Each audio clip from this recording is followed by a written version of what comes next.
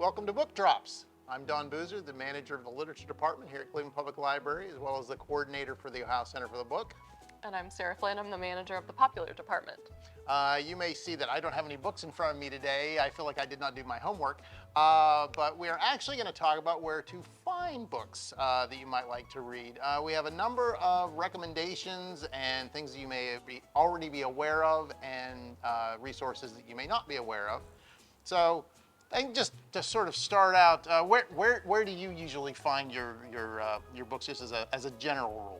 As a general rule, since I work in a library, I see them kind of come in and see what people are asking for. So that's my number one way. And sometimes we see, ahead of time, oh, this is going to be, like a big book coming out. So definitely through the library, as well as the Libby app. It'll kind of on the front page have things to suggest. And then also, since I download the books from Libby into the Kindle app, it'll also say, oh, you've read all these, so here's some similar ones. So that's pretty good too. And then also Goodreads. Oh, Goodreads. Oh, that has become my nemesis. I will talk about that in a second. But yeah, I fully agree. So just browsing the shelves of the library, seeing the new books that are coming in. Also, if you happen to be at your local independent bookshop, it's another good way to, you don't necessarily have to buy everything, but it's a nice way to sort of see what's on display and see what they're reading, and just the whole serendipity of browsing a shelf and saying, it's like, oh, I don't recognize that one, but I have read that one, and that sort of thing. It's always a nice little sort of discovery whenever you're finding that sort of thing. And they have staff picks too. Exactly. It's nice because someone, it's not just a blurb, it's actually someone who has read it. Exactly. Is a nice way. Exactly. And you mentioning Goodreads, you have made me a convert to Goodreads. Good. So for better or for worse, I am now a convert to Goodreads. But I find myself adding my want to read list, and it keeps getting longer and longer. I know. I have mine in Libby now, so I can just click through and check it. But I have my ones I have read in Goodreads, and to track, like, did I read this? So did you say you can connect your Goodreads and your Libby account?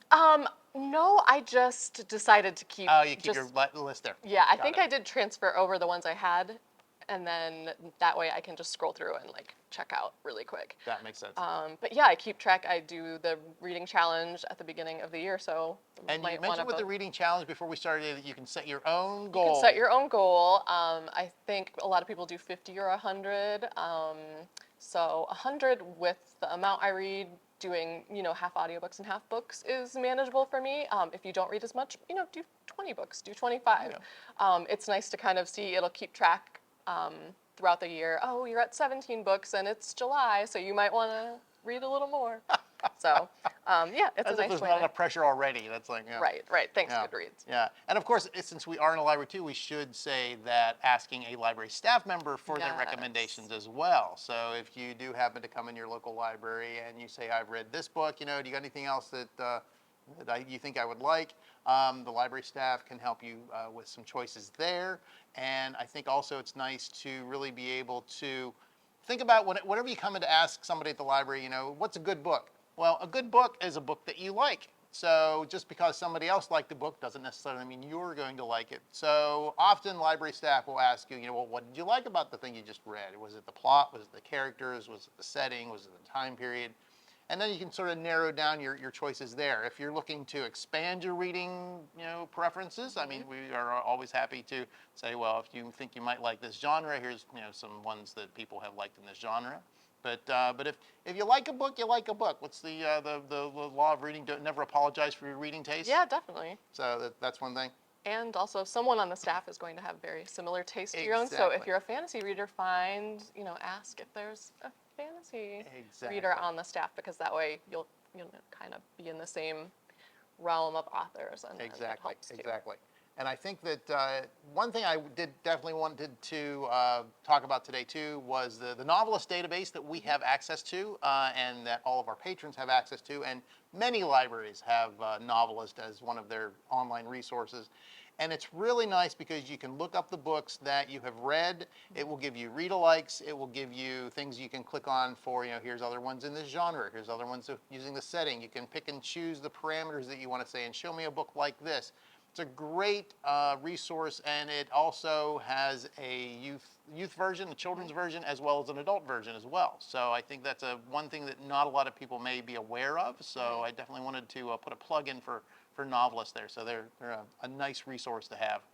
And it can also save your bacon too whenever you're trying to find a book for somebody that you have no idea. And I would say for really avid patrons who are avid readers, it's the most helpful because they'll be the ones who, I read every James Patterson, I read every Iris Johansson, give me Tell me a 8 new more book to read. lists of Exactly. 20, 30 book series. And that's a hard one for us. Yep. So I think then like being able to be like, oh, Exactly. pull that up that way. So we don't have to know everything. We just have to know where to find it. Yes, we So don't that's know always everything. good. And here at the library, we do have print literary journals with reviews. So things like Library Journal, Publishers Weekly, the New York Review of Books. We have a number of literary journals that will have reviews in the back. So if people are looking for more literary tastes, we have things that will have point them in that direction. So don't, things actually do exist in physical form now. You can actually read things on paper. So that's one of the ways that you can find additional resources that way. And I hesitate to bring up Amazon, but of course Amazon has their, if you like this, you might like that. And of course they are connected to Goodreads, I suppose. So we have to say that. But it is nice to have other resources like even Barnes & Noble or something like that. But bookshop.org is another one, another online retail book selling resources that we have that will give you similar things, but are also connected to independent bookstores and support independent bookstores. So we're all about the independent bookstores too. So another resource that I wanted to talk about with Sarah was the idea of using podcasts as reading recommendations. So do you particularly listen to any podcasts yourself? I do. I actually, since I'm a romance reader, I've really been into one called Fated Mates. And I think I've talked about this actually before. It's a great podcast if you're a romance reader. It's the author Sarah McLean and her friend who's a romance editor, Jen Prokov. And it's fantastic. They do breakdowns of like genres. Remember I was talking about like cinnamon roll heroes or things like that. Oh, if you like this, pretty much a whole episode of read-alikes, mafia romance. So some of them I'll click on. If it's my type of romance, or if it's not, I skip it. They also have been doing this really interesting thing because romance is kind of looked down upon in the literary world. They have been talking to authors who were really big, really kicked up a notch in the genre in maybe the 70s or early 80s and interviewing them about what a tough time they had, which has been so interesting. So, at the time they would say, well, this isn't going to sell. Romances with, these type of people, this type of romance, everyone got shut down at that time. And to see which authors and which editors kind of battled through all of that to get romance where it is now, it's really nice to hear. So I just love those two. So there's all different types of episodes. So that's my number one pick. That's very cool. That's very cool. I do think it's interesting to hear authors talk about their process and talk about their, how they got to where they are, and just how did you come to write this book? And it's like it's usually a circuitous path that it's like, wow, I never would have thought that. Which brings me to one of our, I have to put a plug in if we're talking about podcasts, to Page Count, our Ohio Center for the Book official podcast hosted by the novelist Laura Maylene Walter. It is, we just started in April, and we have some great episodes that talk about process and talk about tips for writers. And so not only if you are looking for books to read, but if you are looking to write a book yourself, we've had some great episodes about that. We just had a live one that we recorded here at the library. And so if you're looking for both book recommendations as well as tips on writing, that's a good one to start with too. So I think that's a great one there, just because I have a vested interest too. So definitely. But I have, as I mentioned before, I think the more of a gravitation towards nonfiction. So I think that some of the podcasts I listen to aren't necessarily book podcasts, but they talk with authors about books and then sort of like, on wider topics and that sort of thing. So I had a list of a few that I will plug today that this will probably give you more of an insight into my psyche than you really wanted. But one of the ones I've really come to like is The Next Big Idea, and it's both a podcast. Well, it's a podcast. It's a sort of a just a almost like a think tank sort of thing. They also have book bites that they will do, like 5 minute summaries of books as well on audio, so as like a podcast too. But it's run by Susan Cain, who did Quiet. That one, Yep, and she yep. just came out with another one. They provided, as part of their podcast episodes, a whole audio course on her book Bittersweet, that talks about, dealing with sorrow and grief, and how that you can, get through that sort of thing. That was kind of Malcolm Gladwell is one of their moderators, and his revisionist history podcast is another great one there. And Adam Grant, Daniel Pink. So those are the main moderators of the podcast. But they talk to a lot of authors, really get into their books. They will ask their authors, give us like the 5 points of your book, and so they'll read like a short excerpt and then discuss that. So it's a really nice way to give you an introduction both to the book itself, but also to sort of entice you to go and actually read the entire book too. So that's always cool. One that I found fairly recently was one called "Let's Talk About Myths, Baby," by Liv Albert, and she's written a book on Greek mythology, but she's also written a book on cocktails inspired by mythology as well, which is a lot of fun. Yeah. But her enthusiasm comes through her podcast. She's talked to a number of academics and authors who have written books that are sort of set in ancient Greece or ancient Rome, that sort of thing. I think that she gives a nice, fresh perspective, and like I said, her enthusiasm is great. It's a nice feminist perspective too on the ancient myths and that sort of thing. So sort of like a Natalie Haynes or that sort of thing. So I think that it's a nice way to look at that genre and get both. The nice thing I like about that one is she looks at both the academic side as well as the more popular side too. So you get a little bit of both. So that's kind of fun. Things like NPR's Fresh Air. She's always talking to authors with Terry Gross.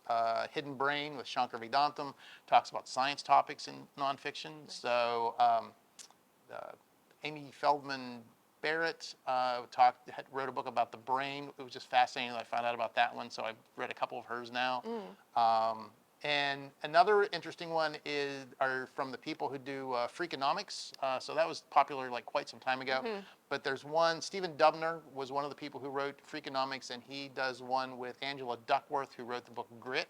Oh, yeah. And so they have one called No Stupid Questions, which is great because they get questions from listeners and they sort of discuss and then talk about books that are sort of resources for those different topics that they talk about. And then the other person who did Freakonomics has one called People I Mostly Admire. So he just talked to Jane Goodall, the most recent episode that I listened to there, and she is fascinating. She's even more fascinating than what I thought. And he talked about her new book that she wrote, and so now that one's on my Goodreads list now too. But it's these things where he talks to people, but then you get intrigued with the people, and then you want to find out the books that they wrote and sort of get more of an insight into them too. So that's a nice way to sort of entice you to like branch out exactly, a little more. Yeah, exactly. Yeah. So that's just sort of a short list. Hey, no, that's great. That's great. But I do find it's so easy to. We had mentioned before we started that I said that I'm a big fan of audiobooks, but I'm also now listening to so many podcasts that I don't have time for audiobooks anymore. So I need to try and like switch back and forth.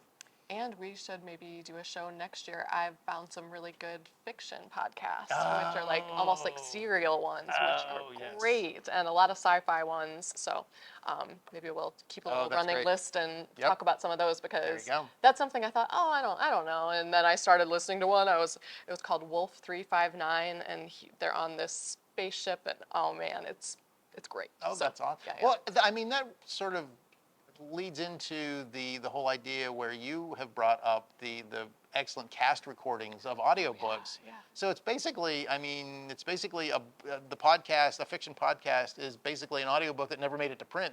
I mean, and you don't need any money to do it, to put it out there. Yeah, exactly. You don't need a publisher to be able to put back an audiobook. You just upload it. Exactly. So it's a great way for younger writers to get their work seen. Yeah, exactly.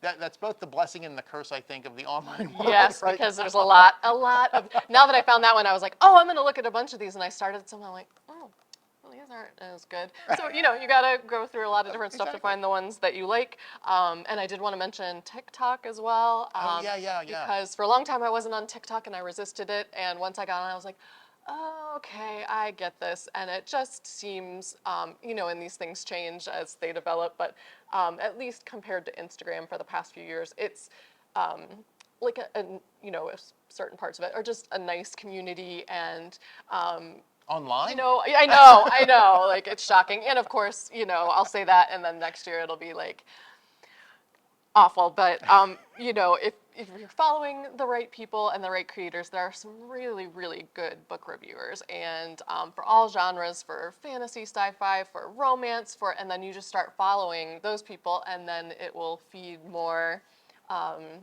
Things to you that are in that vein. So it's really nice. And the appeal of having someone hold up, like a book and say, I love this, put it on your list.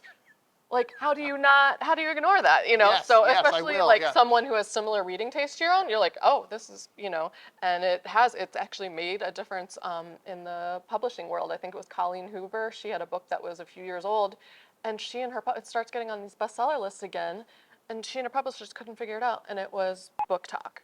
So those Wow. things can make a difference, and very small authors have been pushed to fame. Allie Hazelwood is one, who's a romance author, because they had very small books and were through word of mouth. So I think that's a nice, And that's thing. that's the thing with social media. I mean, word of mouth literally can reach thousands, if not millions, of people. So Right. So excuse my ignorance, but I'm going to ask. So is book talk? Book talk is just sort of the subgenre Right. of TikTok, right? So Right. Okay. So, and then if you tend to follow a lot of book people, then you'll get recommended more book people. So like Okay. I follow, some chefs and some, for each of like your little interests, you follow those people, and then it kind of learns which is good or The bad. algorithm. Right, the algorithm. It learns about you, and they're like, oh, like how did you know that I like this movie, or so, but for good or bad, it does. You really, really get personal, heartfelt recommendations, which are so much better than a blurb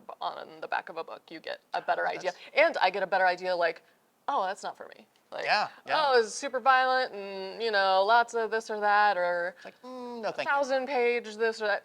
Oh, gonna skip. So that's good too. I mean, you brought up TikTok, and I guess I do get some recommendations off of Instagram as well. So Yeah. I'm not currently on TikTok, so so now Right. so you may very well be a TikTok evangelist, like you were the Goodreads evangelist, whenever it comes to that. So, but I do like the idea, and from what I can see, there's a lot more bleed over from TikTok into Instagram as well. A lot more Right. reels, So a lot you're gonna more see, video. you won't be surprised by some of the creators you see, because they also have an Instagram following too. So they just post the same videos to both places. So yeah, if you're watching reels on Instagram, you're gonna get a lot of the same creators. So not missing tons of things. But Good, yeah. good.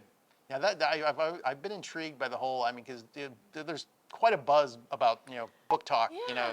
right now. So I feel like such a noob. No, you're okay. I was new to it a few years ago. So do people typically use like that as a hashtag? Yeah. So you would use, a few hashtags so there'll be, that's how it became. Like book talk. It's like Right, okay. exactly. So if it's a romance creator, say romance, rom-com, or mafia romance, and then if you really are into that, you follow the hashtag and find more. Gotcha. Okay. Yeah. Cool. Okay. And then, you just, find a lot of other things just by accident that are really entertaining and really, It's informational. almost like we talked about browsing the shelves at the library or the Very bookshop. much. It's sort of Like just something like pops random things, It's like, oh, that looks interesting. It's Yeah, like and the I'll same take sort of idea. screenshots all the time of I was just this morning, this lady, she's really into board games, and she's like, here's the 5 2-player Carter board games you need to get, because they're amazing. And she has 500 board games, so she knows. So I'm gonna get some of these, because Exactly. she was so excited about it, and that wasn't, I didn't type that in like what board games are good. It just came up because I like books and plants and who knows what. Yep. So And it really sort of goes to all the little niches that are out there. And that's another reason you never apologize for your reading taste, because you're not alone. No matter what you like, as narrow as you think your likes are, there are thousands of people out there that have the same Exactly. sort of thing. That's the whole thing with you know, the Greek and Roman mythology and stuff. You know, there are any number of podcasts now that I can like get my fix, you know, for that kind of Exactly. stuff. So Yeah, and there's especially for romance readers, you know, the creators don't apologize for liking exactly. romance. They just tell you, you know, what you need to be reading. And I think it's so interesting too, especially with the romance. And you've opened my eyes to the Well, romance I hope so. genre. There are so many like subgenres in that. It's not just you know romance or Yeah. sci-fi or you know. There's Right, so right. much going on. There is, and everyone has their little Exactly. they And you can enjoy. I like these, but not these. And it's like Oh, yeah. And you'll find like a new little vein, like, oh, I kind of like this, and then you're off on that tangent, and then I'll look back, oh, but I kind of wanted to read these, so it never ends. That's awesome. That's so we hope what you've taken from our conversation. It's like, oh yeah, right, you're here too. So probably hope what you've taken from our conversation is that there are any number of ways to find the next great read. Don't feel limited to, you know, it's like, well, I've always found my books here. I've always found my books here. You know, there is a universe of possibilities for ways that you can find that next great book or that next great audio book or even that next great podcast that we might be talking about next year as well. Because Definitely. I think it all feeds into it's all content. I think that's one of the things that sort of aggravated me a few years ago whenever everybody was having just was worried about books. You know, it's like, oh well, ebooks are the death of books. It's like it's still a book. Just changing. An audio book is still a book. An ebook is still a book. There's- It's the content that was created by the writer, by the author. That's the important thing. The envelope that it comes in. You know, we don't use papyrus scrolls anymore. So you know, the things change, and it's you know, as long as you can get that other person's thoughts from their head into yours, you know. Yeah.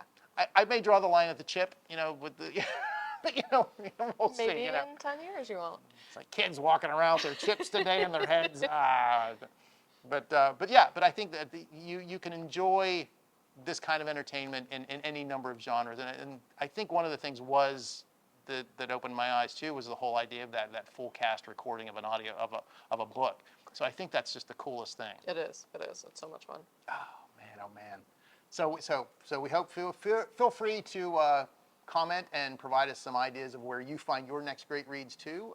And if you're looking for recommendations, you're welcome to comment on the video as well. So we welcome all those comments. Speaking of veins, so that reminded me of Mithril Yes. and the Rings of Power that we talked about a few episodes ago. Many questions, Don. I am glad you are here because I just finished the show and I have questions. So did you want? I don't know if you want to start with anything, but so again, my I really wanted to like the show. I really wanted to like it because there was so much vitriol and so much. It's like I really want to like this. I really want to like this. I knew going in that it was not necessarily, you know, an adaptation of a specific book. They got the appendices, they got the little mentions of the Second Age in the throughout the Lord of the Rings, and so I knew they were going to have to patch some things together and stuff like that. And so, but I will say, as a TV show, it was very pretty. So there's that. ouch. But I have issues. Okay. Let's Well, I say. have less issues there because there may be don't. spoilers. There may be spoilers. There will be So- spoilers, there will be 'cause I have to find spoilers. out. So if you haven't watched all of the Rings of Power yet, you know, you by all means watch it. Watch all the episodes in season 1. But if you don't want any spoilers, you can fast forward to the end of this video here. So just to let you know, spoiler alert. So I really enjoyed it. I Please. think I know less about the mythology of it, which is why I'm just like, oh, I enjoyed this. But I did think there were parts that were slow and really didn't pick up till the last 3 episodes. Yeah. But all the intricacies I didn't quite understand. But yeah, I have I questions will- I about will lots agree- of things. I will agree that the last part of the series definitely picked up as far as like the action and sort of the plot and like, stuff. let's go now. Yeah, Exactly. It almost seemed like they like the first part of the series just sort of like drug out, and then it was like, oh, geez, we only have 3 more episodes to go. Let's pack it all in at the end. You know, it's like, well, You could have okay. figured that out Yeah. before, guys. Yeah. Exactly. We didn't need that much background. Exactly. But I enjoyed it. I thought the cast was great. But yeah, I do have questions. So the three, well, how early, and you kind of knew more things than I did. How early did you know Halbrand was who he turned out to be? Whenever he was in Numenor, I was like, Okay. yeah, this I didn't might be get the it direction then. they're going. And then his conversations with Celebrimbor, there were Now like that, hints yeah. that were. Right I was after like, that is when yeah. when Celebrimbor and Galadriel were talking, and she said, "Where did you get that idea?" Yeah. And I was like, "Oh!" And then I realized, "Oh, this is probably super late to figure this out." But No, I no, was no. I was glad that I No. figured it out because it was the same time that the evil ladies were figuring out Right, that right. Gandalf wasn't Sauron. Right. Right. And tell me about them. What is their deal? I have no idea what they're doing. Okay. They Was were I just supposed out to of know no. who They those were ladies made were? out of whole cloth, They and were they pretty didn't scary. really. They were scary, but it's like they were like there was no. The only reason they were there was to make you think that was stranger Sauron. guy was Sauron, Right. and that was their only reason for being.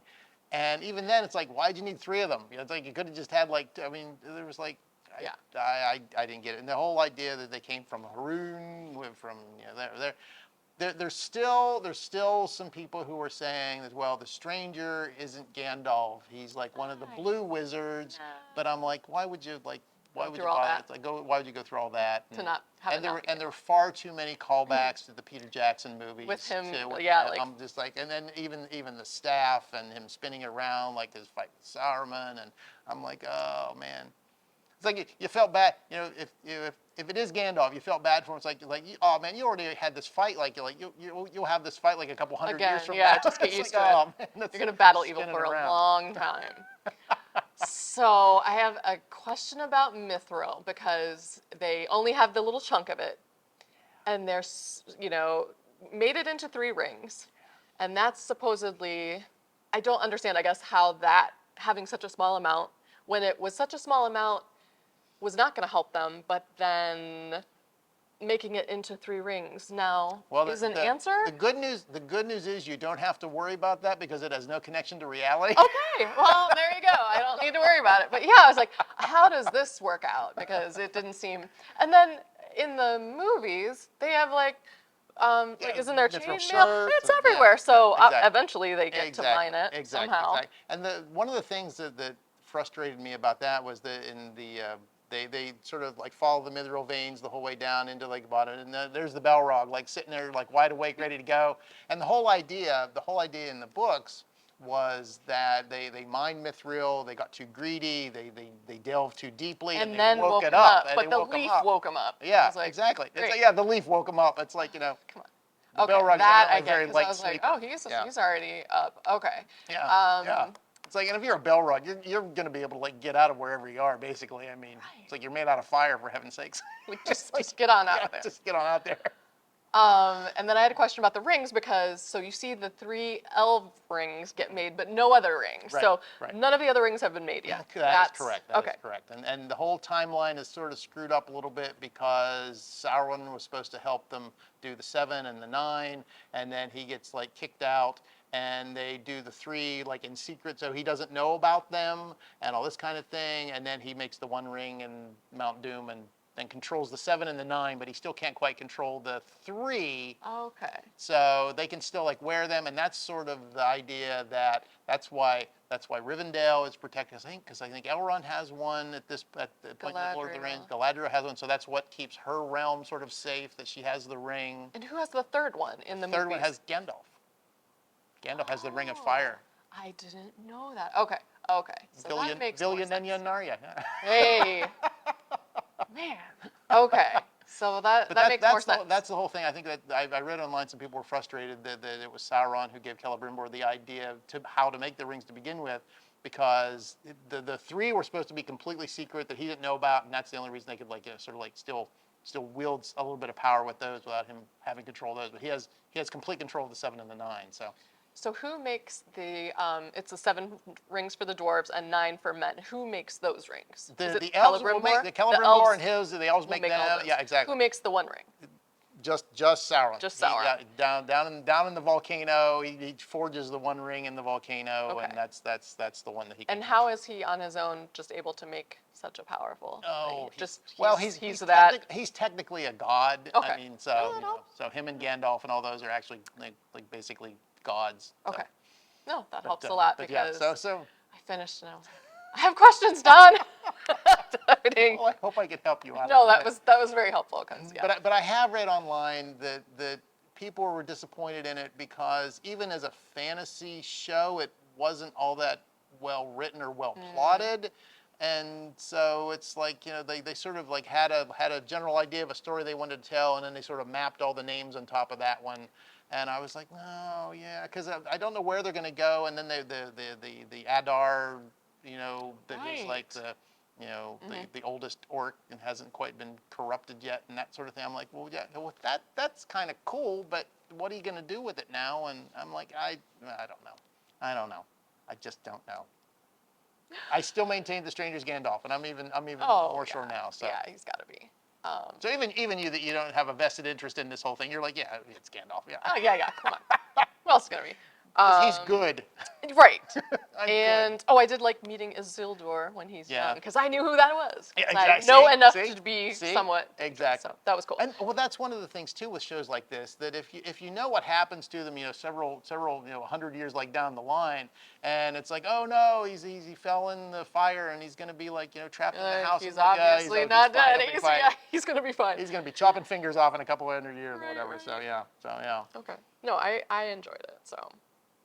Yeah, part of me enjoyed it, and part of me was just frustrated. So it was kind of hard to watch sometimes. Yeah. So thank you for asking. No. And I did notice that you said that you are still working through the House of the Dragon. I am. As an I adaptation am. here. Yeah. So I got to the part where they switched out I don't know if it's episode 4 where they switched out the female or the the leads for different actresses, and I just didn't love that. Yeah. Yeah, and I think I mentioned to you the other day that I tried to watch Station 11 and I just could not get into it, and you loved it, so I may have to go back and try again. So That's okay. But I have to read the book too. So Yes. I've heard that the book is they tried to closely hew to the book with the TV series. I mean, maybe because I read the book a long time ago, watched the show, loved the show, then went back and read the book, and they're very different. So I don't okay. know. Oh, okay. Who knows? Okay. So Sounds good. Yeah, and then I'm watching Andor too, which I'm really enjoying. Okay. So I like that a lot. But yeah, Cool. I'm trying to think. What do you think of? You finished House of Dragon? No, I haven't even started yet. I haven't even okay. started. Yeah. I didn't So get yeah, that. I Okay, was taking so- your review. So it's like, yeah. No. So I will finish it. I had a staff member ask me to finish it Okay. because the end is good. So Okay. I'm going to do it. But yeah, I don't seem to care. Matt Smith is my favorite doctor, and he's just doing nothing. It's just like nothing. Like See, there you what go. a lame. Yeah. You got this actor and you're just not using him. And all the actors are great, but just I don't know. So Okay. I got to give it a little more time. Oh, there and you yeah, go. I'll let you finish. So that's the thing. When you have favorite books and they're made into TV series, that's like or movies that you go into it with preconceptions, and sometimes you're overwhelmed and sometimes you're not. Yeah. So next week we will have a co-host, so we're looking forward to that. Yep. And then we will have one more recap episode for this year. So we are winding down 2022. So we thank you for sticking with us throughout the year. We hope you've enjoyed our episodes, and we hope that you have found some reading recommendations for yourself. So until next time, thank you for joining us, and we'll see you at the next episode. Happy reading.